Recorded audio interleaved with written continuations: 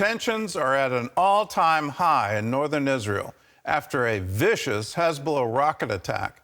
Israeli warplanes struck back, hitting multiple military targets in Lebanon. Meanwhile, hostage negotiations have broken down again in the wake of what Prime Minister Netanyahu is calling delusional demands from Hamas. CBN Middle East correspondent Julie Stahl has more. Israel pounded Hezbollah targets in southern Lebanon after a Hezbollah rocket barrage killed a female Israeli soldier and wounded 9 others Wednesday. Reports from Lebanon say 16 were killed there. We are not finishing this without returning the residents to Metula and all the communities in the north with a very high level of security. Some 80,000 Israelis evacuated their homes in the north 4 months ago. IDF Chief of Staff Herzi Halevi says Israel's goal is to push Hezbollah back from the border and stop the attacks, and will go to war if necessary. In the city of Khan Yunis in Gaza, Israeli forces carried out an operation against Nasser Hospital today, citing credible intelligence that Hamas had held captives there and their bodies might still be inside. Talks to free the hostages broke down again, with the State Department calling some Hamas demands non-starters. Israeli Prime Minister Benjamin Netanyahu cited the dramatic rescue of 2 hostages earlier this week. This is also the key to the release of most of our hostages, strong military pressure and very firm negotiations.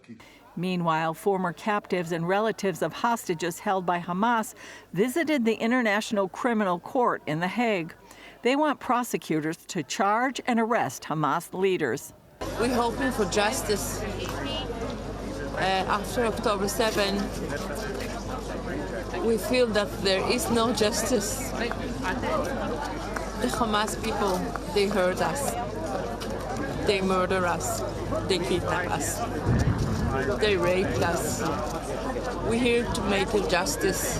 In Washington, Second Gentleman Douglas Emhoff, who is Jewish, co-hosted an event to raise awareness of Hamas's sexual violence against Israeli women on October 7th. Torture, genital mutilation, butchery, leaving women after they've been raped and tortured to die in a ditch, all while you see the images of Hamas terrorists laughing and bragging about it. This happened. This happened to these women. This happened. So we have to shine a light on it.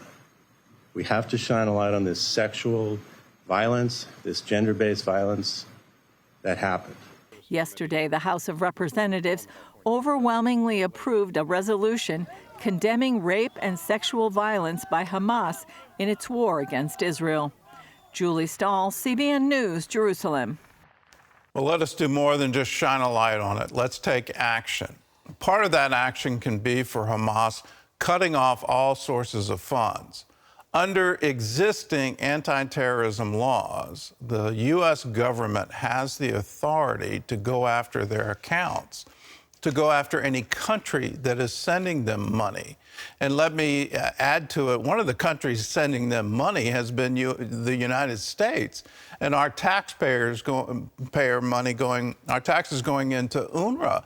This all needs to stop because of these actions are horrific, and their pledge that they want to repeat October 7th again and again and again until Israel is wiped off the map. It's time for Hamas to end. Let us continue to put pressure on them. Unconditional surrender, release all the hostages, completely give up, and let Israel take over whatever remaining strongholds there are. And then hopefully we can come to some peace in Gaza. Turning to northern Israel, that is a flashpoint now. And there's very much a likelihood of war beginning. In this, keep in mind, Hezbollah has more weapons than many NATO countries. It's absolutely incredible, the arsenal they put together.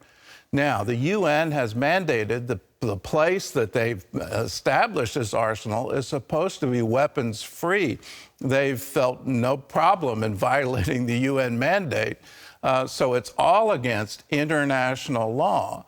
Let's continue to point that out. What Hezbollah is doing, they are attacking northern Israel. They're firing barrages of rockets against them. If that were to happen in the United States, our reaction would be immediate and catastrophic for anyone who ever tried that.